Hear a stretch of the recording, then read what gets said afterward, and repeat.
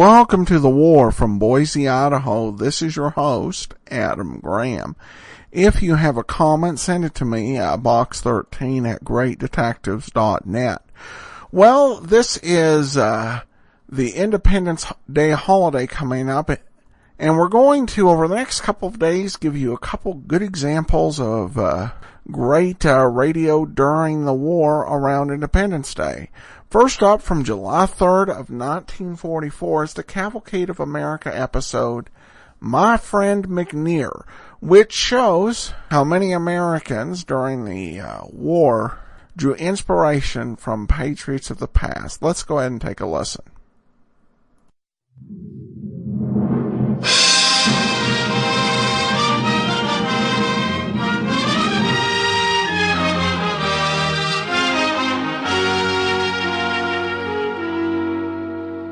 The Cavalcade of America, sponsored by DuPont, maker of better things for better living through chemistry, presents Jose Ferrer and Everett Sloane in My Friend McNair.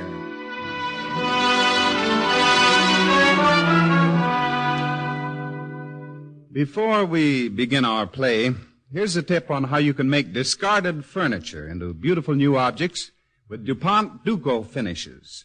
The answer's Transfer Magic, the redecorating hobby that's sweeping the country. From grandfather's old hat rack or chest of drawers, you can easily make colorful new pieces of furniture with gay peasant designs. All you need for a few paint supplies from your DuPont dealer. Oh, and be sure and to ask him for your free copy of the new 64-page booklet, Transfer Magic.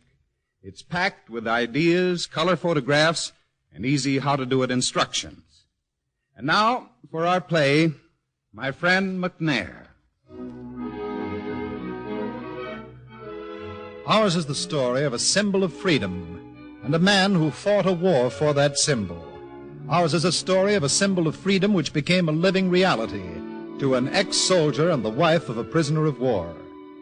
DuPont, on the eve of the anniversary of our independence, presents My Friend McNair, written by Tammy Cotter and starring Jose Ferrer as McNair and Everett Sloane as Joe Murley on the Cavalcade of America.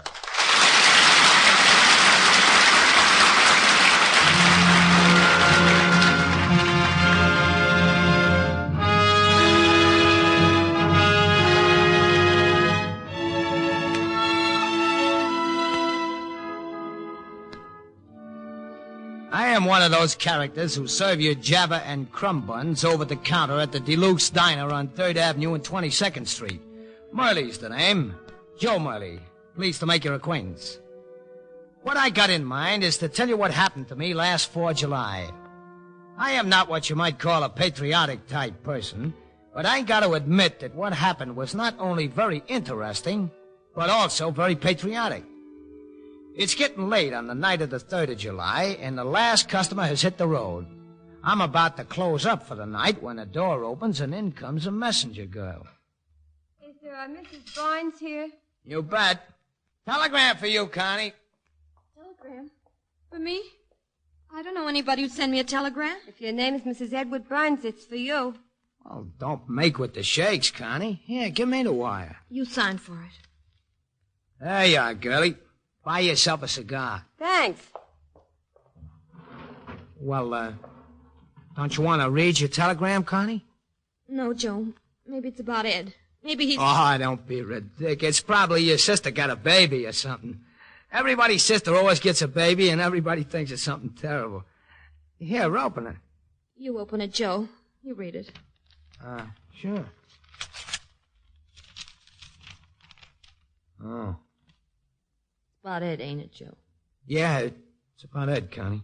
Well, go on and tell me. It's all right. Tell me. Oh, it's fine, Connie. He's a prisoner of war. Oh. Oh, Joe. Oh, what are you looking so sad about? It's swell. He's out of the war. He can't get shot anymore. It's swell, Connie. Stop it, Joe. You don't have to talk. Poor Ed. Go ahead, Connie. Cry. It's good to get it out of you. What am I going to do, Joe? What am I going to do? You're going to sit down and have a cup of coffee and pull yourself together. I didn't want him to go, Joe. He didn't have to go. Didn't make sense, him going, or anybody else. The whole war don't make any sense. I hate the war, Joe. I hate what's happened to Ed. I hate what's happened to you. Don't go feeling sorry for me, Connie. Save it for Ed. How can you talk like that? You lost a leg, so how can you talk like that? Maybe that's the reason I do talk like that. Let me tell you something, Connie. I think Ed's in on a good thing. A good thing? Yeah, I'm saying it's a good thing, and I got a piece of plastic where I used to have a leg, so I got a right to talk. Talk is no good. Connie, I want to tell you something. Something I never told anyone before. It's about my friend McNair. What's your friend McNair got to do with me? What's it got to do with Ed? Well, I don't know, Connie. The only thing I do know is my friend McNair was the only guy ever drew a bead on this war that made me understand it a little bit. There's nothing anybody can say it's going to make me feel it's okay. Well, what can you lose if you listen to me? First time I meet this here McNair, right away I figure he's a little touched in the dome. It's the night we're inducted, and he's lying in the next bunk to me, and he's got a grin a yard wide on his pan. I don't like it. Well, I made it, Joe. What do you mean you made it? Made what? The Army? Everybody makes it, McNair. Believe me, it's very not exclusive. Yeah, I know. They turned me down twice on account of my eyes. This time I talked my way in. Are you trying to tell me you wanted to put on a little brown suit? Oh, brother, and how? Enlisted? Yep. You came in on purpose? Uh-huh. Now I seen everything. Pardon me for pointing, but what did you have in mind? Well, evening up the score for a lot of guys. Victims of fascism. Are you a refugee from Czechoslovakia or something? We're all refugees in America, aren't we? Except the Mohawks and the Seminoles. Don't make jokes with me. I'm only asking a simple question. Well, there's no simple answer, Joe. I wish there were. It just happens that I've seen this war coming for a long time, and I've had a stake in it for a long time. A friend of mine got killed in Spain. Hitler gave it to some more in Austria, the London Blitz. I couldn't sit by. No, guess you couldn't. How about the way you know people in all those places? I'm a writer, Joe. For the movies? No, I write about history. American history. Sounds pretty horrible. Well, maybe it is, but I like it. I was in the middle of a book, and I'm keeping on with it. Yeah, what's the book about? The bell. The Liberty Bell. Remind me not to read it. Might not be as bad as you think, Joe. Might give you some idea what you're doing here. Might make it easier. Might make it finish sooner. This I am for. You won't believe this, Joe, but the guys who wanted the Liberty Bell in 1751 are just like the guys sleeping in this barracks. What? Sure. Take Isaac Norris, for instance, the fellow who wanted it the most. He was just an ordinary guy, but he wanted to make his passion for liberty concrete and loud. Turn off the record, McNair. I am not interested. I'm gonna knock off some sleep.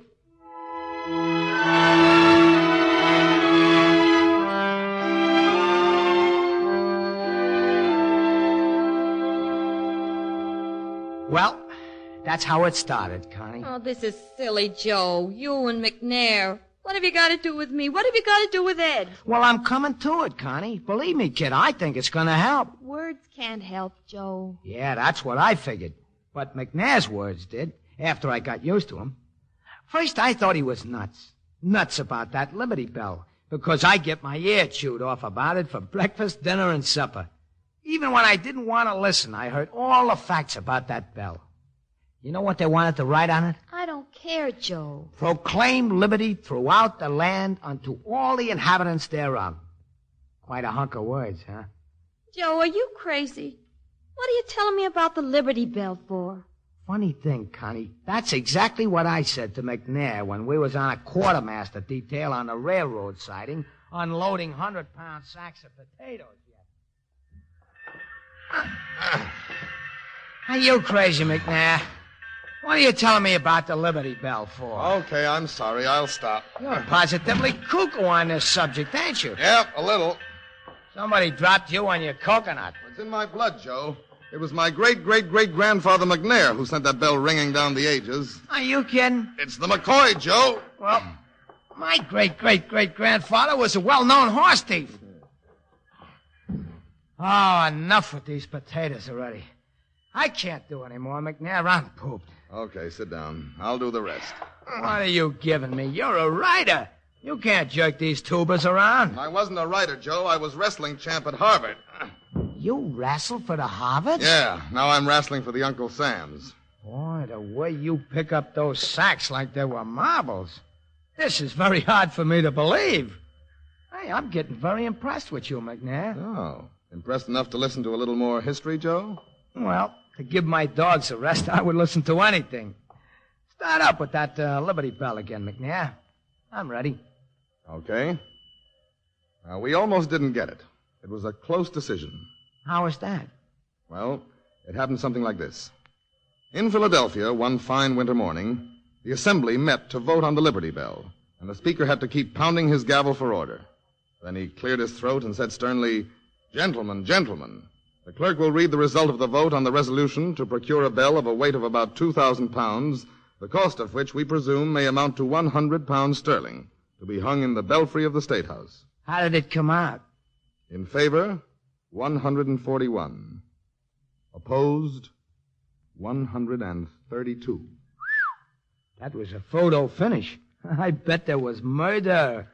Well, there were certainly a lot of people who hoped something would happen. Like, for instance, what?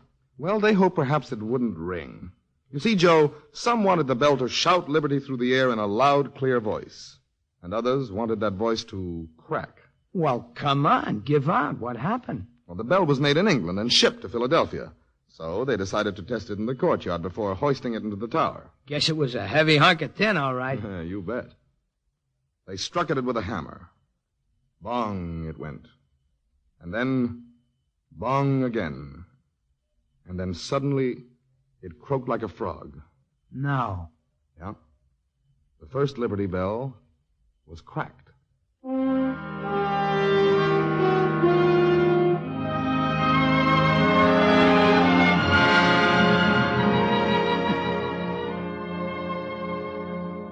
I don't care whether the Liberty Bell was cracked or not, Joe. It hasn't got anything to do with me. Please, Connie, I'm not just beating my gums.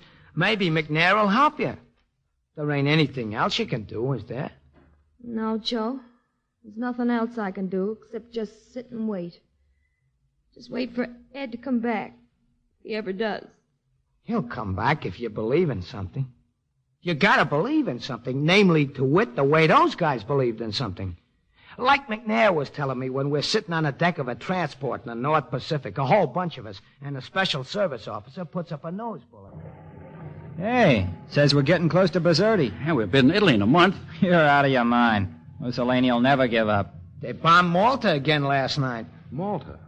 Did I ever tell you, Joe, that the fellow who made the Liberty Bell was born in Malta? Ah, please, with that Liberty Bell again. Joe's your pigeon, McNair, but if I hear one more word about that silly bell, I'll push you overboard. Now listen, gents, I am not an excitable type person, but this dialogue I am not fond of. He's got you nuts too, Joe. This is my own personal private business.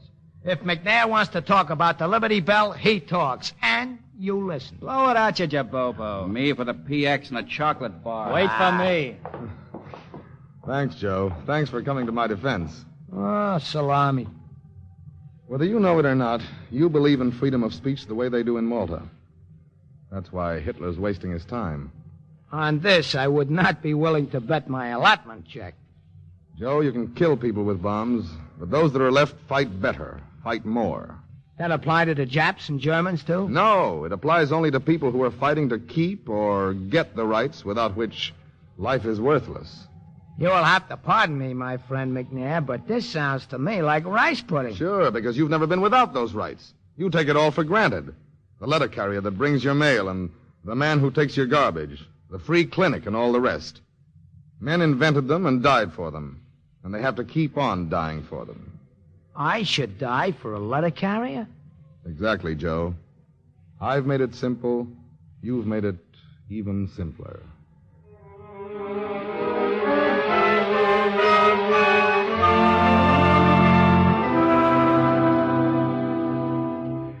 You are listening to Jose Ferrer and Everett Sloane in the play My Friend McNair on the Cavalcade of America, sponsored by DuPont, maker of better things for better living through chemistry.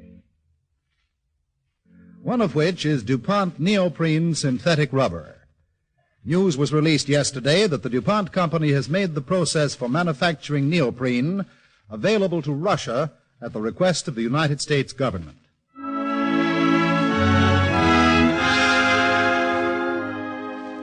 This evening's cavalcade is the story of Joe Murley, an ex-soldier and now a counterman in a New York diner, and of his friend and comrade in arms, McNair. To console the wife of a prisoner of war, Joe tells the story of his friend McNair and of his strange preoccupation with the mute but living Liberty Bell. As our cavalcade play continues, Joe, played by Everett Sloan, and McNair, played by Jose Ferrer, on a transport bound for the Aleutians, discuss the bombing of Malta. I wonder if any of them are left on Malta. Who? The Maltas? No, the Pass family. The Pass family? You're not listening, Joe. Oh, of course I'm listening. You just said... Oh, you're kidding. Go ahead, McNair. What about the Pass family? Well, John Pass made the Liberty Bell. He took the original one and melted it down and came up with another one in January 1753. Ah, so at last we finally got ourselves a bell. Did it work? It worked, but even John Pass didn't know how well. Even John Pass didn't know that he had created a bell that would ring forever. And your great-great-great-grandfather rung that bell? He sure did. The first Andrew McNair was quite a guy, but his wife Sally could wind him around her little finger. Things don't change, do they? I guess they don't. Sally wasn't opposed to her husband's political ideas. She was afraid of them. Afraid of the future. How about him? Him? I am afraid of nothing I help shape, was the way he put it. It is when matters are left to chance that I am afraid. Afraid and angry. Say, he sounds like a president of quite a few colleges. No, Joe, he was self-taught. A blacksmith. Yeah? Yeah. And on special occasions, he would ring the bell on the old meeting house. Oh, a part-time job, huh? Can't you figure out why? Oh, a buck here, a buck there. Shilling, Joe. About 20 cents. People wouldn't do it today. Guys only figure that way in history. It wasn't history when it happened, Joe. It was everyday stuff. The first McNair was like anybody living today. He could have driven a hack or run an elevator or made pants. People in history don't make pants. They're always generals, presidents, or kings. No, Joe, it's the ordinary people who make history. Only nobody ever writes about them. When they do, they put them on a pedestal. Take Tom Jefferson, for instance. He was just an ordinary guy. Not so ordinary. He wrote the words, didn't he? The words of the Declaration of Independence? Say, I thought you didn't know anything about history, Joe. Well, Natch, but everybody knows the Declaration of Independence. Oh, do they, Joe? Well, how's it go? Well, when in the course of human events it becomes necessary for one people to dissolve the political bands which... this here thing happened on the 4th of July. No, on the 8th. On the 8th? Yeah. On the 4th, it was read to the Continental Congress, but the people of Philadelphia didn't hear it until 4 days later. Look, you mind if I read you something, Joe? This is the part I'm up to now. I ain't going nowhere. Proceed. Okay, wait a second. Here we are. They stood in the belfry, Sally and Andrew McNair, listening to the Declaration of Independence. Sally's voice was strange. What does it mean, Andrew, she asked. Andrew spoke gently. It means we're free, Sally, and our son and his and even his. Sally's eyes hardened. But it means something else, she cried. War and death and hate. What good is a freedom that costs so much? Sally, he said so very quietly, don't you see that you pay double the price if you don't fight? This war, this revolution are not our choice. They're forced upon us, and we accept the battle or we accept the chains. Our son will not look well in chains, Sally. She looked at her husband and said, no, Andrew, our son will not look well in chains. She looked toward the courtyard, and then she cried desperately, Andrew, it's time. He's finished reading. Ring the bell, Andrew. Ring the Liberty Bell.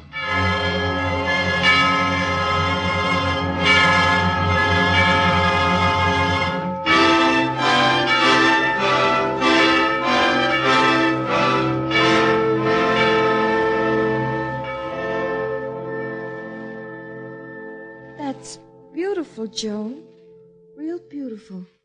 I told you my friend McNair was quite a citizen. Where's he now, Joe? Did you ever hear from him? Well, not exactly.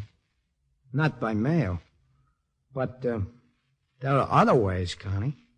What do you mean, other ways, Joe? I wasn't going to tell you this part, Connie, but I'm started and I can't stop. McNair and I climbed down those nets at 6:26 a.m. in the morning and got on that LCI headed for the beaches of Attu. It was raining like nothing you ever saw in your life. Only you couldn't see nothing because the fog was like smoke.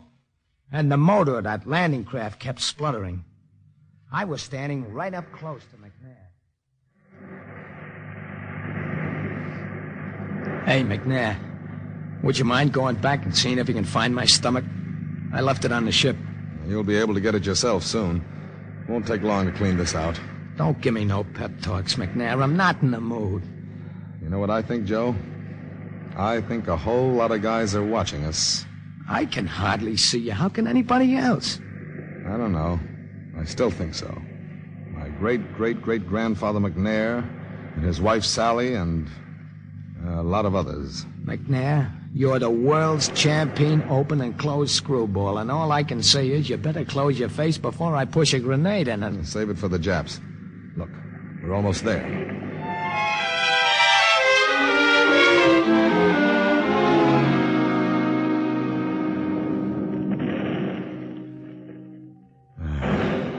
How long have we been here, Joe?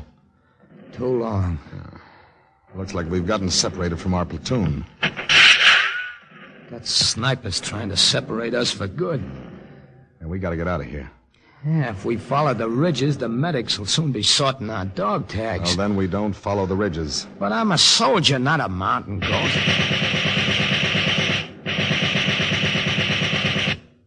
They've set up a machine gun. Oh, fine. That puts them in command of this valley. Now we'll never get up. I'm willing to settle for back, not up. Listen, Joe. If we can scale along that cliff line, we can get behind them. A few grenades and the pass is clear. You do all the scaling in this outfit. You got a lot of goats helping you personally. I'm all alone. Okay, Joe. Here I go. Hey, McNair! Wait for me! Hey, McNair!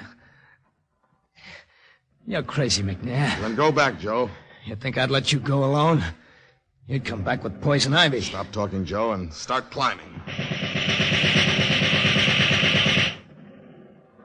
This is far enough, ain't it? Yeah, just about. Here we go. This one's for you, Grandpa. Hit that dirt, Joe! There they go to their Jap ancestors. Look out, Joe, there's one behind you. No!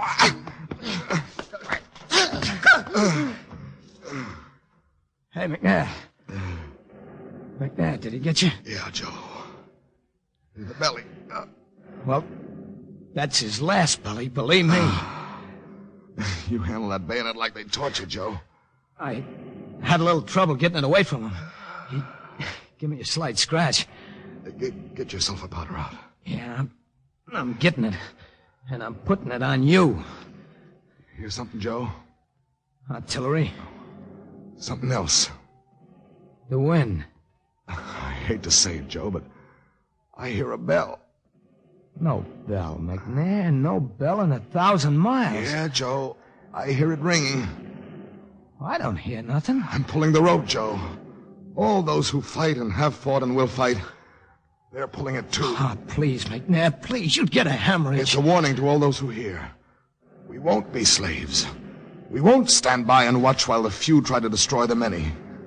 We won't, will we, Joe? Please try to keep quiet, Can will you you? hear the bell? It's louder, Joe.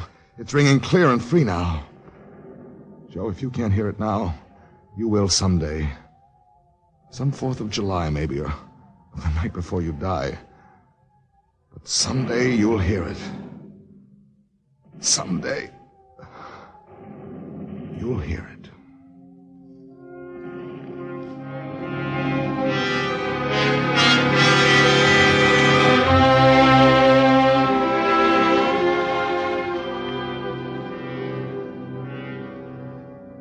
Well, Connie, did you ever hear such a thing in your life? No. Never. Always with the Liberty Bell until he died. Can you tie it? Did you ever hear the bell, Joe? I don't think so. Wait a minute, Joe. I hear it. I swear to you, I hear it. I hear it ringing. You do? Yeah. This will make my friend McNair very happy.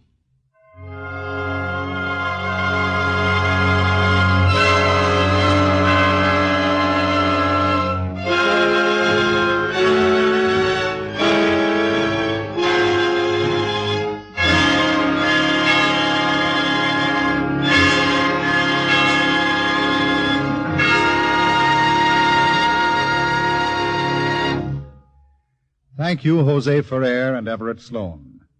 Now, here is Ted Pearson speaking for DuPont.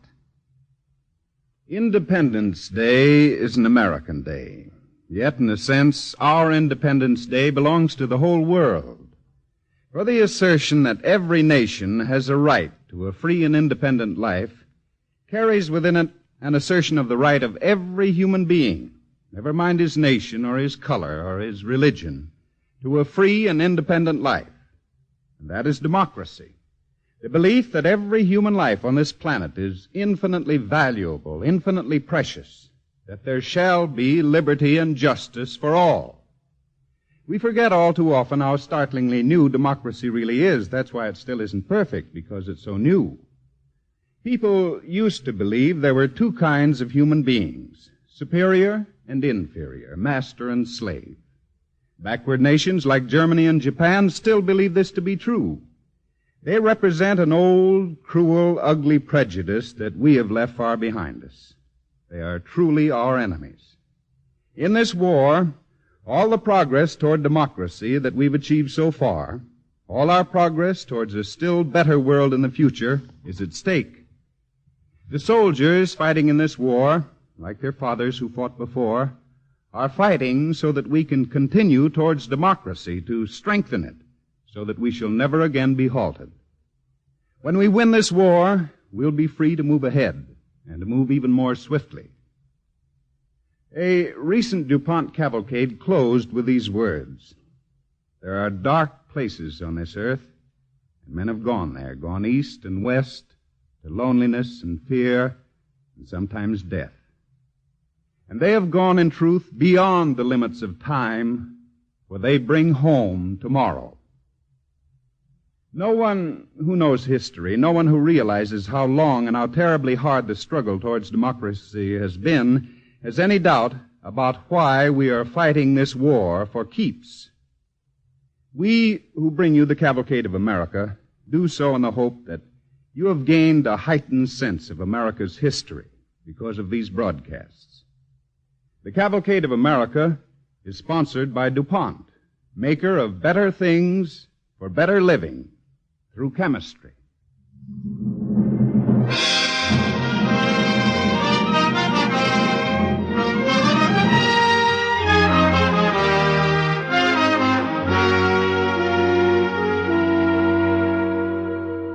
Next Monday evening, Cavalcade presents From Emporia, Kansas, the story of William Allen White, a small-town man who was a celebrated editor and a friend of everybody, from presidents in the White House to the folks in the corner drugstore.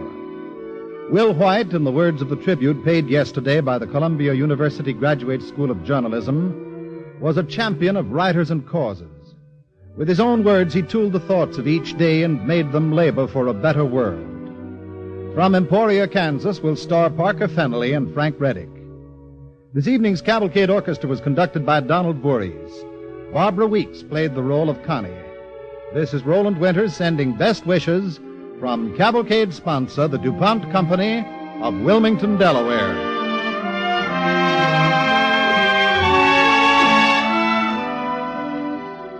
Monday night is good listening on NBC. May we suggest that next Monday evening you tune to your NBC station to hear the Firestone program, Information Please, the Bell Telephone Hour, and the DuPont Cavalcade of America. The Cavalcade of America, sponsored by DuPont, came to you from New York.